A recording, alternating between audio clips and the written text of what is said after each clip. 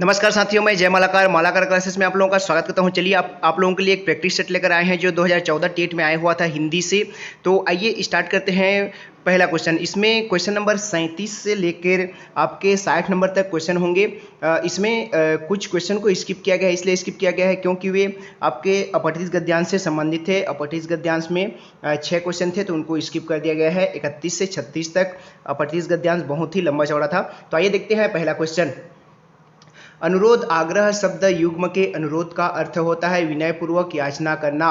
तो आग्रह का आशय होगा, देखिए अनुरोध और आग्रह शब्द में के युग्म में अनुरोध का अर्थ होता है विनयपूर्वक याचना करना।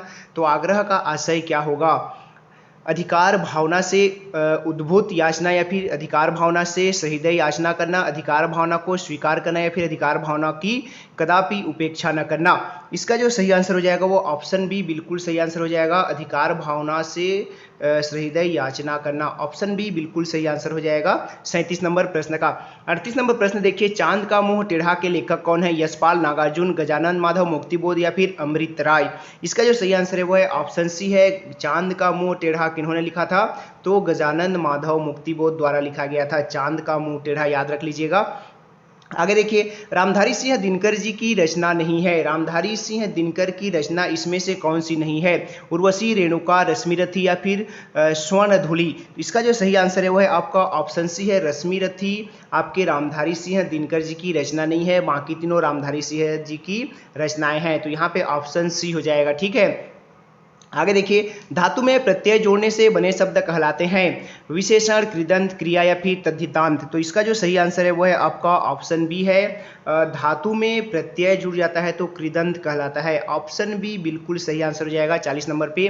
41 नंबर पे देखिए प्रश्न, निम्नलिखित विकल्पों में से तद्भव शब्द है। तद्भव कौन सा है इसमें से पहचानना है? आगम, आश्रय, अवगुण या फिर स्नेह। इसका जो सही आंसर है वो है आपका ऑप्शन ए है। आगम जो है आपके तद्भव शब्द है, बाकी जो शब्द हैं वे तद्भव नहीं है। तो ऑप्शन ए बिल्कुल सही आंसर है। आगे देखिए, हरियाली है जातिवाचक संज्ञा, समूहवाचक संज्ञा, भाववाचक संज्ञा या फिर विशेषण। इसका जो सही आंसर है वो है आपका हरियाली, मतलब हरा भरा होने का भाव है, इसीलिए ऑप्शन सी बिल्कुल सही आंसर हो जाएगा। हरियाली होने का भाव है, ठीक है। निम्नलिखित में पुल्लिंग शब्द है, देखिए बुढ़ापा, जड़ता, घटना या फिर दया। इसका जो सही आंसर है वो है आपका 43 नंबर पे ऑप्शन 1 हो जाएगा, बुढ़ापा। आपा वाला शब्द जहां भी आए वे शब्द हो जाते हैं पुल्लिंग शब्द हो जाते हैं, ठीक है। जैसे लास्ट में बुढ़ापा है ना, ऐसे आपा वाला शब्द आए लास्ट में तो वे आपके पुल्लिंग शब्द होते हैं, याद रखिएगा, ठीक है। आगे देखते हैं, कौन सा शब्द अपव्यय नहीं है? अपव्यय नहीं है उसको बताना है आज, कल, इधर, किसी। अपव्यय जो नहीं है वो है आपका ऑप्शन डी है, किसे, है ना। आजकल, इधर ये सब अपव्यय हैं, लेकिन किसे जो है वो अपव्यय नहीं है।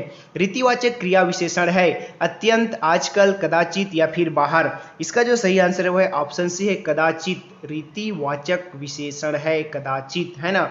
रीतिवाचक विशेषण कौन है? ऑप्शन सी बिल्कुल सही आंसर हो जाएगा। गुणाकेश का संधि विच्छेद कीजिए। गुणाधन केश, गुणाके धन ईश, गुणाका धन ईश या फिर गुण धन आकेश। इसका जो सही आंसर हो जाएगा वो आपका ऑप्शन सी हो जाएगा, गुणाका धन ईश हो जाएगा। तो गुणाकेश हो जाएगा, ऑप्शन सी हो जाएगा। आगे देखिए 47 नंबर के प्रश्न, निम्नलिखित में लोकोक्ति कौन सी है? आसमान पर थूकना, उल्टा चोर कोतवाल को डांटे, गुलर का फूल होना, कोढ़ में खाज होना। देखिए इसका जो सही आंसर है वो है आपका ऑप्शन बी है। क्या पूछा है? लोकोक्ति है ना। लोकोक्ति कौन सा है? उल्टा चोर कोतवाल को डांटे, ये लोकोक्ति है, बाकी सभी मुहावरे हैं, ठीक है। आगे देखिए, निर्विवाद में समास है कर्मधारय, अव्ययीभाव, तत्पुरुष या फिर बहुव्रीहि। तो इसका जो सही आंसर हो जाएगा वो आपका ऑप्शन बी हो जाएगा, अपव्ययी भाव हो जाएगा। निर्विवाद है ना, इसमें उपसर्ग जुड़ गया है। उपसर्ग जुड़ जाने पर, जिसमें उपसर्ग जुड़ते हैं तो वे अपव्यय हो जाते हैं या फिर अपव्ययी हो जाते हैं। कर्मधारय कौन होता है? तो जिसमें किसी की विशेषताएं बताई जाती है वो कर्मधारय हो जाता है। बहुव्रीहि जो तीसरे पर्सन को इंगित करे, और तत्पुरुष आपका होता है जिसमें आपके कारक आए, है ना। आगे देखिए, निम्न में तत्पुरुष समास का उदाहरण है। तत्पुरुष समास का उदाहरण है एक तरफा, धनंजय, आत्मनिर्भर या फिर वक्रतुंड।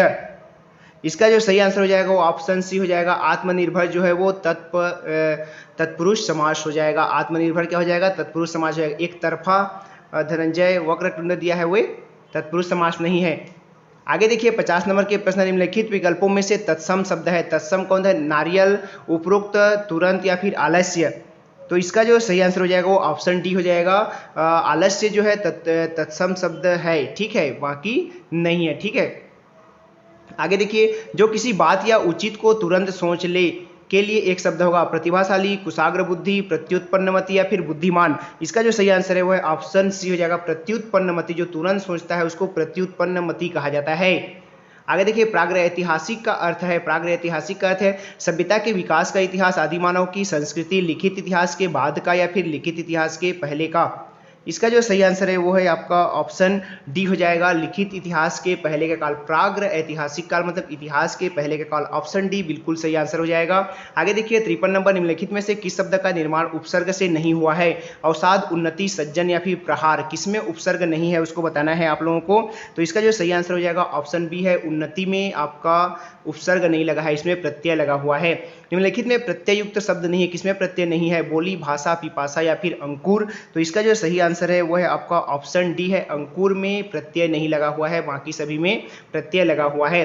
55, निम्नलिखित में प्रत्यय युक्त शब्द है। किसमें प्रत्यय है? सादर, सावधान, स्वभाव या फिर समझदार। किसमें प्रत्यय है?